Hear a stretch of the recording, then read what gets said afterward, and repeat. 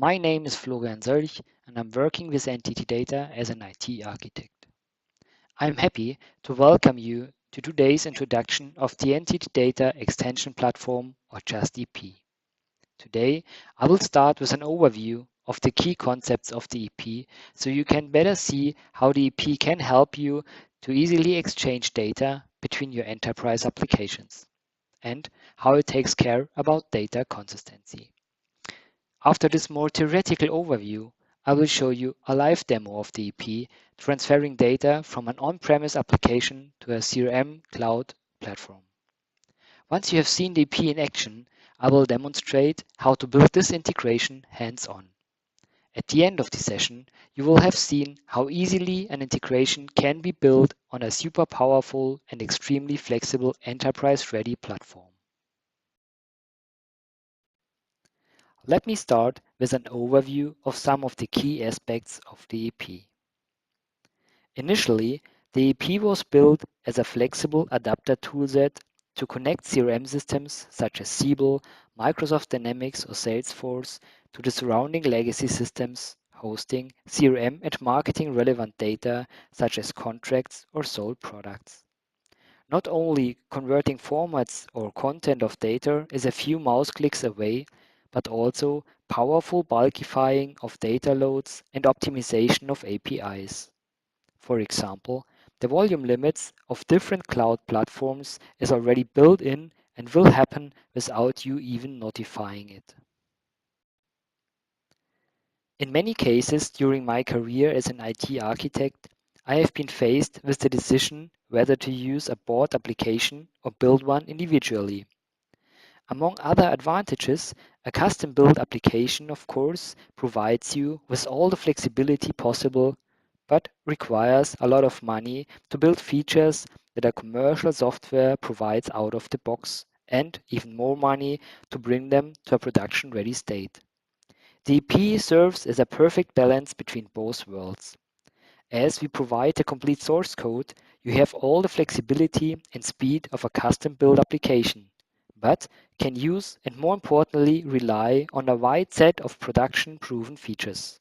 For instance, there is no need to wait for a vendor to react to your requests. I once had a case where we would need to hard delete entities using another ETL tool. Unfortunately, this feature was not supported yet. The request for this little enhancement has now been open for 4 years. Using the EP, the code is available and can be adapted instantly to add additional features on demand.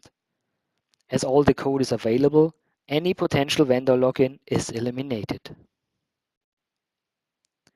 Apart from different formats, in many projects, the integration is faced with the challenge of having varying speeds between the different work streams.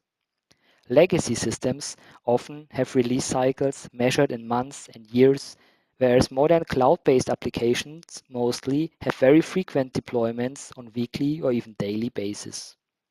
In order to keep the data in sync between the systems, a buffer zone is needed that supports the speed of agile projects on the one hand, while also taking care of older interface versions for connected legacy systems. As well as speed, the EP provides the flexibility to minimize the needed changes in connected systems, therefore reducing the overall costs and impact dramatically. One dimension of a systems architecture is the location it runs on. The most common options are classically on-premise, cloud-based, and mixed setups, all supporting different packing, like dedicated servers, multi-project environments, containers, and so forth. Using the EP will allow you to adapt the architecture at any time. The chosen approach of having encapsulated components separates the code from mapping of attributes and business logic completely from the logical architecture. Therefore, you can adapt your system setup at any time and therefore react flexibly to changed requirements without changing your code base. We have productive instances of all flavors of architecture setups, which have proven the EP's reliability. Fundamental changes to the environment and scaling is possible in both dimensions, horizontally and vertically, again without changing your code. The EP's built-in features will use any additional provided machine power, either add more cluster members or you scale the physical hardware. By the way, you do not need to take high availability or clustering into account while developing your logic. This will be handled for you in the background. All these functionalities are ready to use. These mechanisms have been proven time and time again. And of course, you can have a look at the sources at any time to verify its excellence. Initially, we didn't have the development of an integration tool in mind. However, over the years, we found ourselves solving the same technical issues over and over again. Therefore, we decided to compile the best solutions into a framework that has now become the EP. Among other features, we have ready-to-use adapters for various formats like XML, CSV, SQL, but also exotic ones like COBOL copybook or IP streams, accompanied by a wide set of transport protocols such as SOAP, REST, file systems, and any others. Also, tons of basic functionality such as caching, error handling, scheduling, batching, cluster-wide synchronizations of various levels, and so on is available. As we have combined all the best from more than 15 years productive experience into the EP, you can assume that we have already solved an issue like yours. I have talked a lot about technology. Since many day-to-day issues have their origin in technology aspects, we take that part seriously. The really important part, however, is your business logic. This is where additional value is created. If, for example, you're thinking about transferring the notification about a product that has just been sold into your CRM system. This is a valuable information on its own. But you should also check if an open opportunity for this combination of product and contact already exists in your system, and if so, successfully close the same accordingly. Furthermore, you might add the new product owner to a campaign so he gets recent updates and support using his new product. To perfectly support these processes, we build a highly flexible business process engine right into the EP. The concrete processes needed are different at all of our clients. However, some components or process steps are very similar. Therefore, you can think of the EP as a set of Lego bricks. Many common business functions, such as validating addresses, identifying duplicate customers, or rule-based merge of entities, came ready to use and can be easily integrated in your individual process.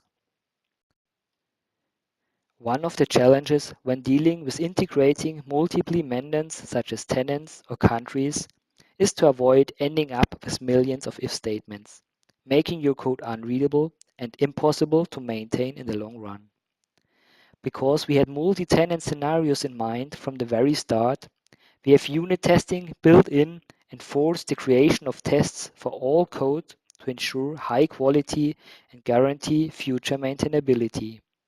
Secondly, we have structured the code in a way that variations for slightly different market requirements will be safely capsuled and not break the existing code.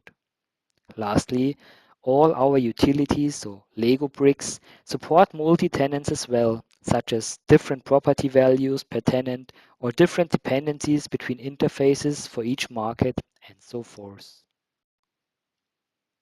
In order to bring DevOps to life, a lot of changes are required. Only a few of them are limited to an application. Because we find it essential for a good application to become easy to operate, we take care that the teams for operations and development are working closely together from the very beginning. In terms of the application, this has led to many features that help monitor and operate the AP easily, to ensure a good night's sleep, and to help tear down an issue to its root cause if one happens in spite of all preventative measures. Other than the functionality, we use continuous build and deployment tools and support a wide range of runtime environments, starting from EP in a single Docker container, to full-scale installations based on multiple servers with high-level backends or database, file storage, or load balancing, just depending on your needs. Flexibility is essential. When dealing with a set of packed applications, we frequently need to solve unusual issues that will not fit in any particular applications, but require to have the selected combination of applications working together. To allow this flexibility, the AP provides all the functionality that Java can offer. Therefore, the AP has become the place where the issues get solved that none of the other systems were able to deal with. From quickly converting HTML emails to PDF attachments, to generating incremental backups on a large-scale, cloud-based production system into a relational on-premise database for direct SQL access, or archiving older records while making them available via OData. This is not that much of a concrete feature, but this flexibility has made a difference in holding the timeline in various projects. After all the theory, I would like to take the opportunity to show you the AP in action. For today, I have selected two CRM systems, Siebel on-premise, exchanging contact data with a Salesforce cloud. EP will take care of collecting all relevant updates, transforming the data, checking for duplicate contacts, and uploading the data to the secondary systems. So let's just switch to Siebel. Here I'm already logged in into Siebel. First, I will check if the contact already exists, so we do not create a duplicate. And you can see everything is generated from scratch. So let's search for it. Okay, no results mean the contact is not yet there. Let's switch to Salesforce and just do the same so that we see the contact is not created in Salesforce as well. Okay, no results. He is not there yet. So next we will switch to Siebel again and create a new contact that we will then monitor while he gets transported from the Siebel system into Salesforce. Giving a few attributes, last name, first name, and we need some communication channel so that we can reach the guy, which is actually my credentials, so use that. Okay, save.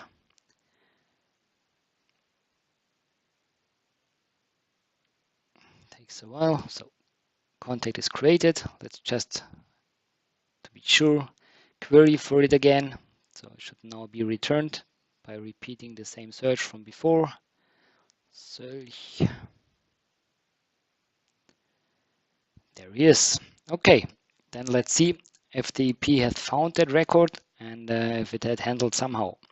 So here we are logged in into the administration overview of the EP, and we just go to the transaction filter and look for a contact transport, and here we can see it had been found and it got transported, and we can see all the steps that had been handled while the contact had been transferred from Siebel to Salesforce. By the way, this is nothing you need to look into if everything is working fine, but if you have an issue, all the information regarding the steps executed and details are there, so you can go into details. So back to Salesforce and search for my last name Solch again, and yes, there I am. So I get transported as expected, and we can drill down and see all the details that we just entered. Okay, go to contacts. There we are. First name, last name, all there. And in order to demonstrate that it's working the other way around as well, I will just add a new email address here in Salesforce.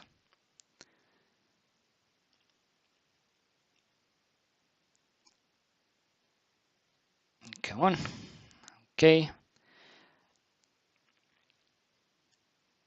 Oops, typo. Have it the right way. Florian.Solch.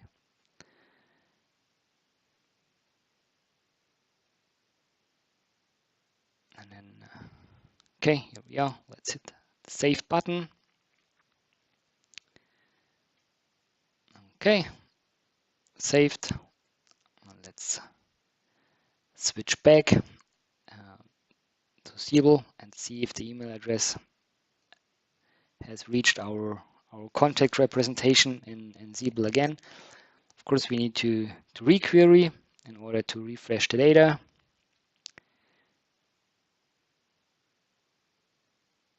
So search for Sirlich again. And here it is. Let's check for the email address. Here you go. So email address had transferred the other way around. So you've just seen how the data get transferred. And attributes is up to you, of course. Now, as you have seen the EP transporting data, the question is how to build your own interface.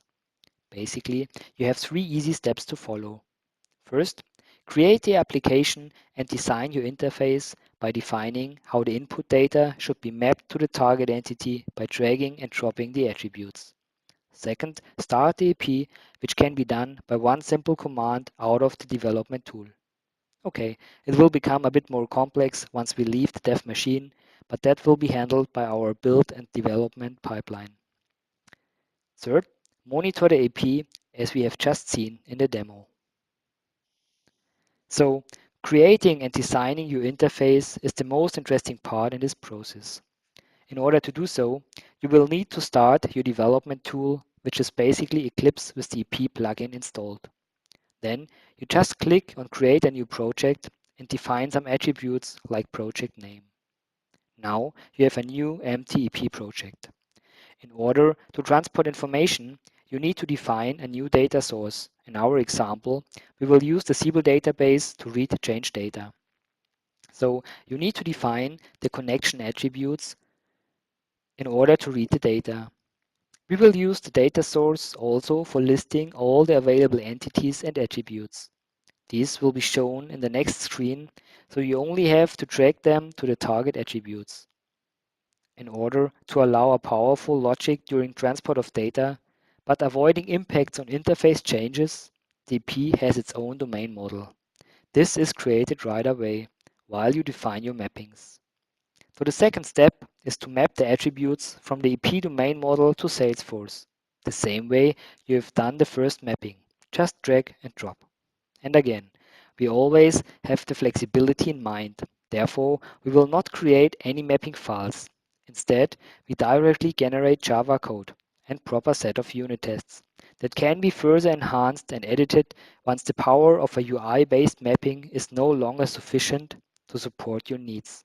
So, no limits, but the speed of a graphical mapping for easy cases combined. Optionally, in the next step, you can define any business logic that should be executed while processing the data.